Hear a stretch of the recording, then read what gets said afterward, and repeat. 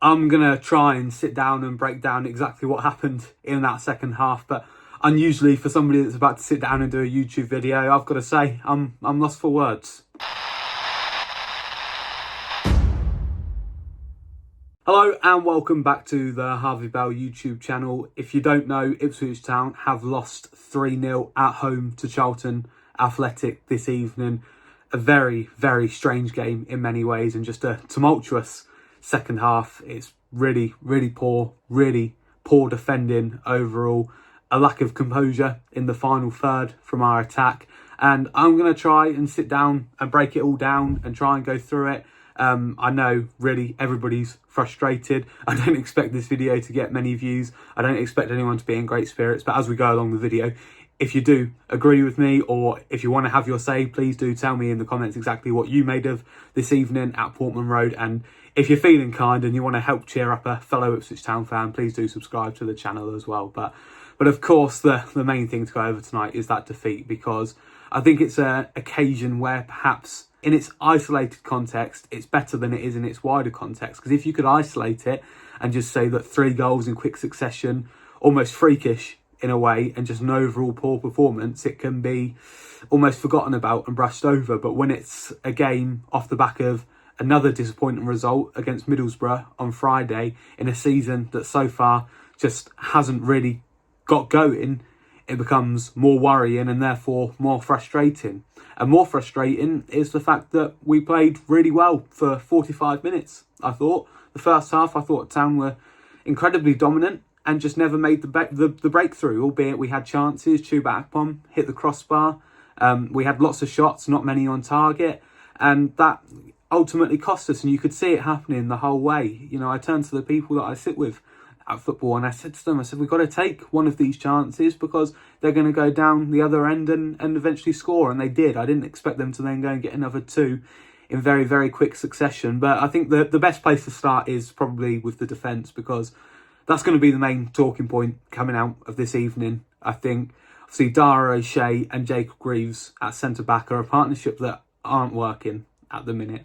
And the biggest question mark over that is the fact that Dara O'Shea currently has the captain's armband. I'm not saying anything ridiculous here, like strip him of the captaincy, but there is a question over the leadership and how much of an impact that is having at the moment. You know, losing Sam Morsey in the summer, I know we should look forward and not look to the past, but that's a massive leader to lose from the squad. His experience and his motivation was paramount to our success, and I don't think we've necessarily naturally replaced that. And that's not to discredit Dara O'Shea, but you look at O'Shea's last few seasons, obviously in the Premier League last season, losing games. The season before that when he was at Burnley, losing games. So far this season, losing games.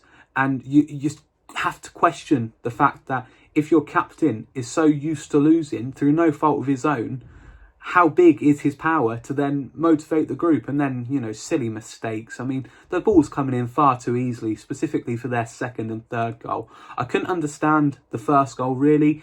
Yes, misplaced headers happen all the time, but then to give him that much space and keep backing off the attacker that much, you almost allowed him to walk it in the goal, and that really baffles me. But that partnership is not working, and it didn't work last season in the Premier League, and it's not working in the Championship now. I think obviously he scored an own goal on Friday night, but Kipri, when he's come into that defence, has settled it, and he himself has played really well. So I was surprised that he was dropped. I understand squad rotation and the Saturday-Tuesday nature of the Championship, but I thought Kipri would be nailed on to start, and centre-back, albeit, isn't really the most taxing role on the pitch, so I'd expect a centre-back to be able to play week in, week out.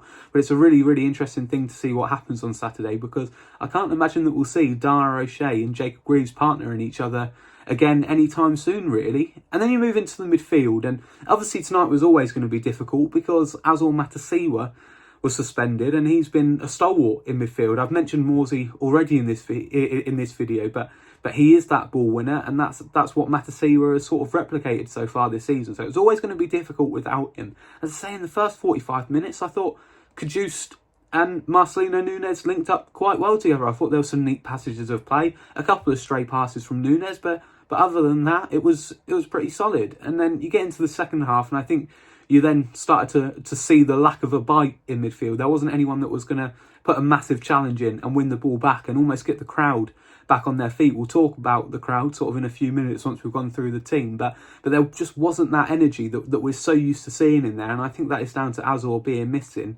But I think both Cajuste and Nunes, although they're both enormously talented, I think they're both players that sort of bring out the best of themselves when they're next to a proper ball winner and somebody to do the dirty work. I think both of them are players that aren't going to get stuck in. I think they're players that are the more attacking of the midfielder, and you need someone just to sit a bit deeper. But what do I know? And we move into the attack, and to be honest with you, I didn't think Azon had the worst game, to be honest. I thought he was pretty decent at times. He ran himself into the ground. I'd quite like to see him stay on his feet a bit more. He always seems to be looking for a free kick when there's times where I think that if he stayed on his feet, he'd have a better chance of winning the ball, and he doesn't often get the free kick. But he didn't really have any clear-cut chances, didn't have much service, in all honesty. I'm not going to dig him out here. I don't think he had an awful game, but I'm sure he'll definitely want to do better next time that he gets a start. Jack Clark, probably the one that escapes the evening with any sort of credit for me. Played full 90 minutes, started off on the left, moved over to the right later in the second half. I thought he ran really, really well, and even at 3-0 down late on in the game, when the game was gone and everybody else had seemingly given up hope of a comeback, Clark was still running, getting himself into the box, and that's what you want to see from, you know, a team that's out of form. You want to see those players still giving it everything, and credit to Jack Clark. I think he did exactly that. Casey McAteer had a bright first 20 minutes, fizzled out of the game. That's not worked yet, has it? That signing, £12 million in the summer. It's a lot of money to play for a player that you're not getting a lot out of at the minute. But I did see signs, at least early on, that there was going to be something from him. Again, just need that to be a little bit more consistent. The subs didn't have a major impact, but 3-0 down, what do you expect? They're not going to come and turn the game around. And if they did, it would be an absolute miracle. I mean, George Hurst out of form at the minute. I didn't really think that he was going to come on and change the game. And, you know, he doesn't get... I'm not slandering him for that. I'm not saying that he should have, because what can you do? The game's already gone. And as I said earlier, it's just a weird one because, like, on the whole, the football we played wasn't bad. It was just a freakish sort of 10 minutes or so at the start of the second half where we give away really, really silly goals. And, you know, what a day for Charlton. I'll credit them, and I should credit Charlton at the start of this video, really, just to say that for all our shortfallings, Charlton took full advantage of it, and I thought they defended really well. They obviously had the low block. They didn't allow us too many clear-cut chances and took full advantage of the chances that they had. So fair play to them, and Nathan Jones on the touchline was absolutely lapping it up. I mean, onto our fan base now. I said we was going to mention it. I'm not here to tell people how to support their club. You know, that's not for me to do. My voice is no more valuable than any other fans. But booing's not for me, to be honest. That was an interesting one. Booing opposition, booing our own players. Yes, it was a poor performance, but I do wonder if that's a bit premature to boo them off the pitch. Yeah. I mean, let me know what you think. But it's an interesting one to me. I'm not overly keen on that one personally, but as I say, that is just my opinion on the matter. There's also calls for Kieran McKenna's head. Am I surprised? Not really. Do I agree with them? Certainly not. I still think Kieran McKenna is the man to take us forward. I think absolutely question some of the signings that he's requested. Certainly some of the money we've paid for these signings, and I'm fully aware that it's not Kieran McKenna that signs off on the transfer fees.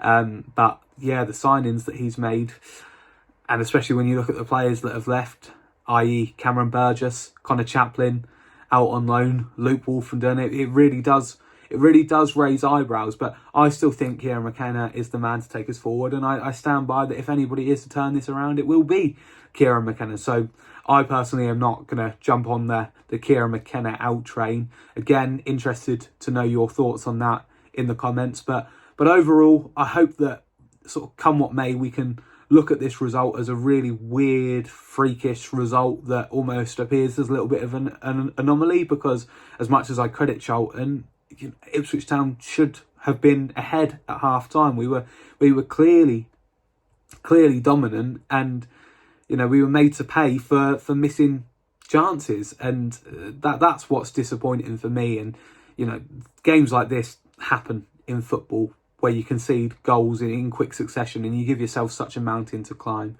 but it's happening too often, and I think that's what the worry is. And if we don't back up our ideas, hopes of automatic promotion, maybe even the playoffs, start to diminish very, very quickly. But what I do think, and what I said in the last video, actually sort of reviewing the Middlesbrough game, is that I don't think it's the strongest championship this season, and I think that will ultimately benefit us. I think if we are to have a run of 4 or 5 games where we win them all, then we'll climb the table very, very quickly, because I don't think there's going to be a runaway winner this year, albeit obviously Coventry and Middlesbrough performing very well at the minute. I mean, look, I've rambled on for long enough now. I've rambled on for 11 minutes. Everybody's probably ready to put this result to bed and move on. As I say, really interested to hear what you make of the evening, what you make of the result.